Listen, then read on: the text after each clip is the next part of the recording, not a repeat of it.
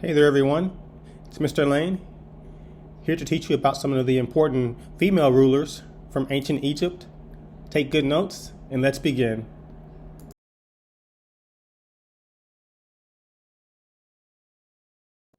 The role and power of women in ancient Egypt.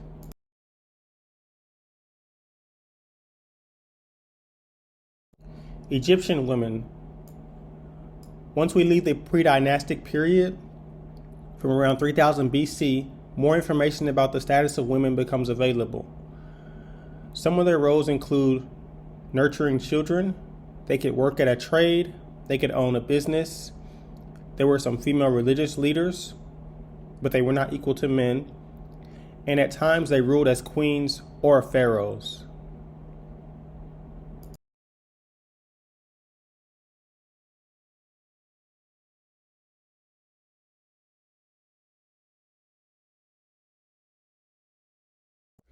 Here are the 5 powerful Egyptian women we will talk about.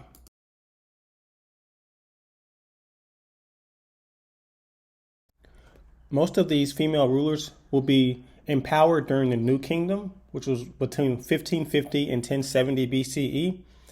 And just a quick fact from this period, during the New Kingdom, the Egyptian kings became known as pharaohs. The term commonly, if incorrectly used, was used to refer to Egyptian rulers of all periods, including female and male rulers.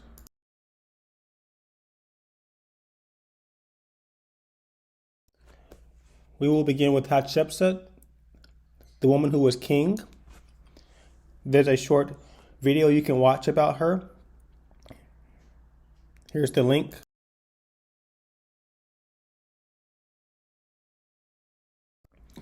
Hatshepsut reigned between 1478 and 1458 BC during the 18th dynasty. She became the 5th pharaoh of the 18th dynasty after her husband Thutmose II died. She adopted the regalia of a male pharaoh, as you can see, who started this standard where you see the headdress and false beard. This female ruler was a builder. She directed the expeditions, built ships, enlarged the army, and presented Egypt as having a major presence in the international arena. She ruled Egypt as a queen and as a king, and her status often portrayed her as wearing a beard. She talks about having a divine birth. There were also several temples and statues commissioned by her. There were hundreds. These unfortunately were destroyed later after her reign came to an end by her nephew out of jealousy.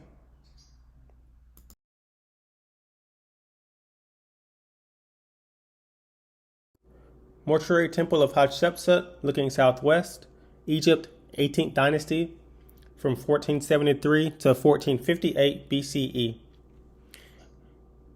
You could actually go and tour this temple. It will cost about $75.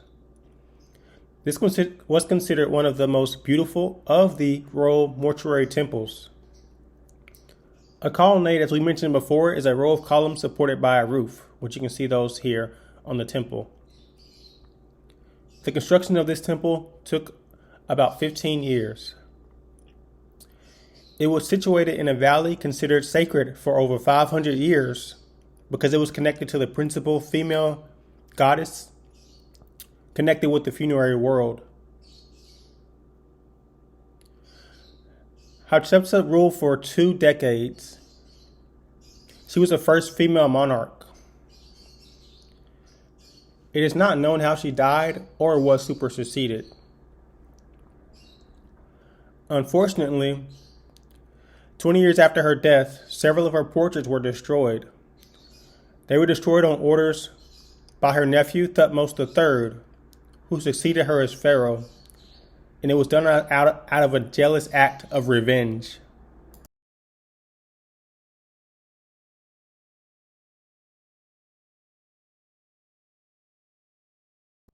Tiye ruled with the same authority as a man and exercised her power in equal measure with the great kings of the ancient world. Her reign was between 1398 and 1338 BC during the 18th dynasty. She was the queen of Amenhotep III and perhaps the first in this hierarchy to be a counselor to the king. She molded the pharaoh's thinking, or had influence on his thinking in matters of state and religion, and provided him with strong support. She was also the grandmother of King Tutankhamun, and we know this because a lock of her hair was found in his tomb. She exerted an enormous influence at the courts of both her husband and son, and is known to have communicated directly with rulers of foreign nations. Some letters also show that she was highly regarded by these rulers. She supported several of Akhenaten's monotheistic reforms connected with religion. She died in her early 60s and was buried in the Valley of the Kings.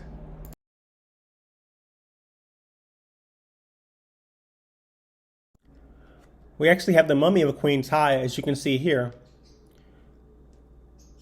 In 2010, DNA test by the team of the Supreme Council of Antiquities, the National Geographic Society, and other organizations confirmed that the pretty elder lady was Queen Tiye.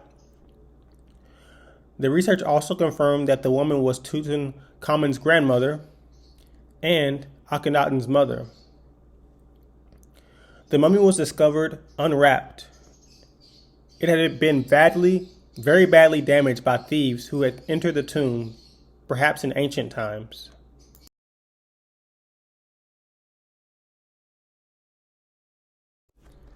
Thutmose bust of Nefertiti from Amarna, Egypt, 18th dynasty, 1353 to 1335 BCE.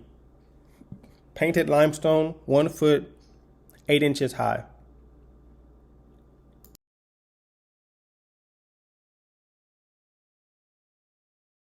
Here's a fun video that talks about the controversy surrounding Nefertiti.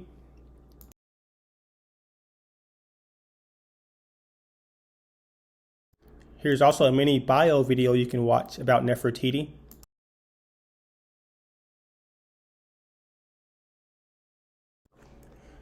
The name Nefertiti means a beautiful woman has come. She was a queen of Egypt and wife of Pharaoh Akhenaten during the 14th century BC. A bust of Nefertiti, as you can see here, is one of the most iconic symbols of Egypt. Little is known about her origins.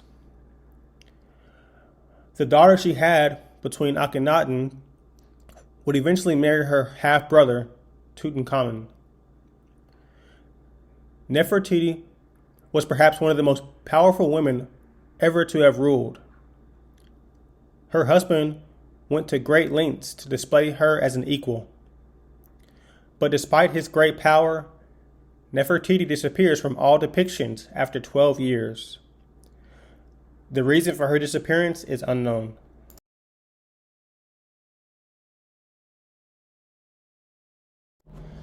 Nefertari was queen of Rameses the Great.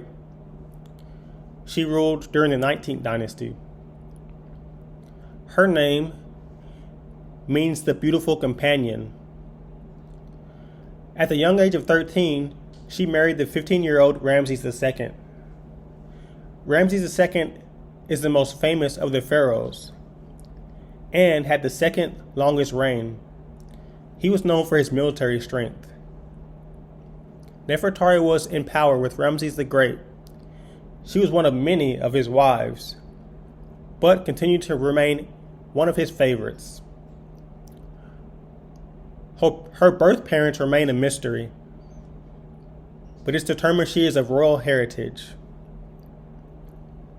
It is, however, known that she had a brother by the name of Amenos, who was the mayor of Thebes during her rule as queen.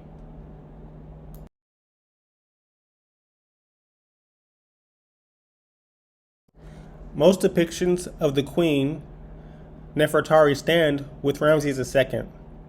which meant she might have had a major political influence on Egypt.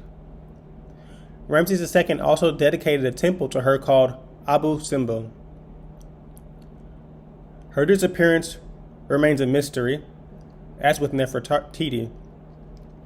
Her tomb is said to be one of the most extraordinary tombs found to date. It is located in the Valley of the Queens.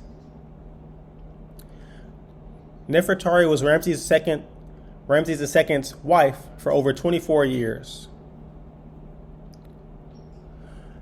The many titles ascribed to her attest to the esteem Ramses held for her and the various roles she undertook in her function as queen. Designations such as Sweet of Love, Bride of God, and Lady of the Two Lands demonstrate her positions as a lover, priestess, and political functionary.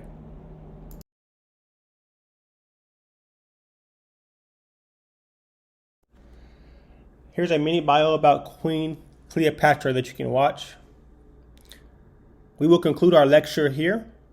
Thanks for watching, and continue to study and investigate art from ancient Egypt.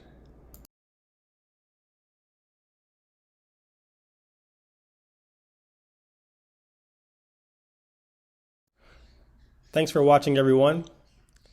Have enough courage to start and enough heart to finish. Jessica N.S. Yorko.